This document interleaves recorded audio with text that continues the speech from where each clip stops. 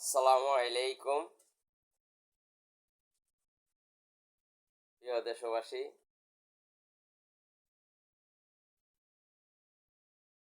BNP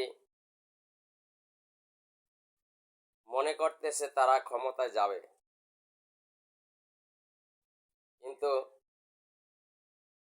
BNP ক্ষমতায় যাবে না। এখন আপনারা বলবেন, বিএনপি এত বড় একটা দল, তারা ক্ষমতায় যাবে না। আপনার কথা ভুল। আজকে সেটাই আমি বিশ্লেষণ করব। অনেকের ধারণা, অনেকে মনে করেন যে বিএনপি 16 বছর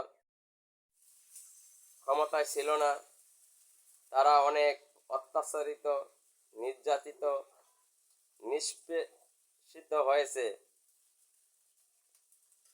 তারাই ক্ষমতায় যাবে। শুধু বাংলাদেশে 16 বছর বিএনপি নির্যাতিত হয় নাই, বাংলাদেশে সবচেয়ে বেশি নিষ্পেষিত হয়েছে দেশের আলেম সমাজ, দেশের আলেমগণ। হেফাজত ইসলামের উপরে যেভাবে বর্বরচিত জাহিলিয়াতের যুগকে হার মানিয়ে যেভাবে ওখানে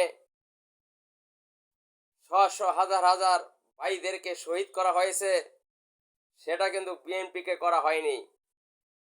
এবং এই হেফাজত ইসলাম এর উপরে যে আঘাত করেছে আওয়ামী সরকার, তার জন্য বিএনপি দায়ী।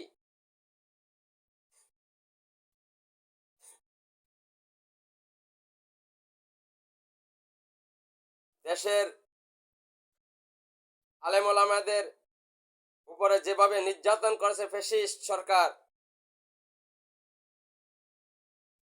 বিএনপির উপরে ততটা হয় নাই। বিএনপির উপরে হয়েছে, ততটা হয় নাই। কারণ ওই ফ্যাসিস্ট এ দেশে একনায়কতন্ত্র কায়েম করতে চেয়েছিল, তারা আজীবন ক্ষমতায় থাকবে, কোনো রাজনৈতিক দল যেন আর ক্ষমতায় যেতে না পারে, সেটাই তারা বন্দোবস্ত করেছিল। কিন্তু আল্লাহর অশেষ রহমতে সেই স্বপ্ন তাদের পূরণ হতে দেওয়া হয়নি। এটা উপরে আল্লাহর রহমতে তাদের পতন হয়েছে।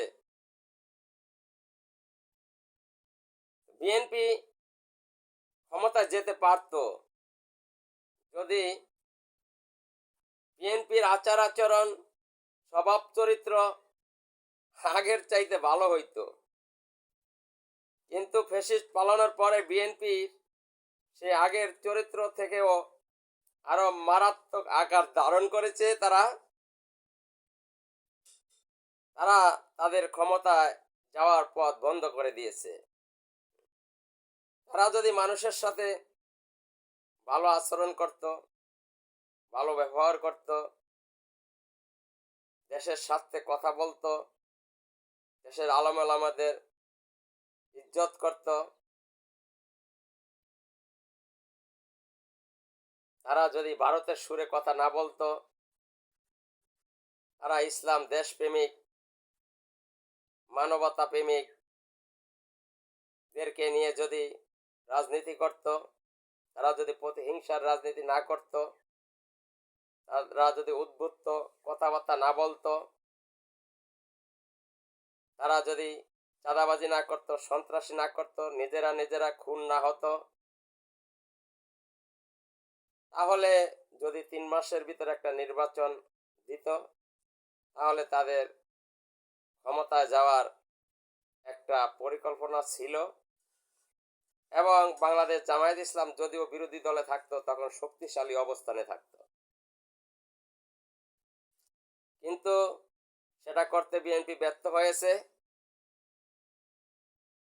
বিএনপি নিজের পায়ে নিজে কুড়াল মারছে। বিএনপিকে এদেশের মানুষ আর ক্ষমতায় দেখতে চায় না, কারণ তারা বিগত দিনে দেশ পরিচালনা করছে, তারা এদেশের মানুষকে শান্তি দিতে পারে নাই, সুখ দিতে পারে নাই। তারা 3বার দুর্নীতিতে বাংলাদেশকে চ্যাম্পিয়ন করেছে এবং বর্তমানে তারা ক্ষমতায় না গিয়েও তারা সেই ফ্যাসিস্টকে ছাড়িয়ে অতিক্রম করে ফেলেছে।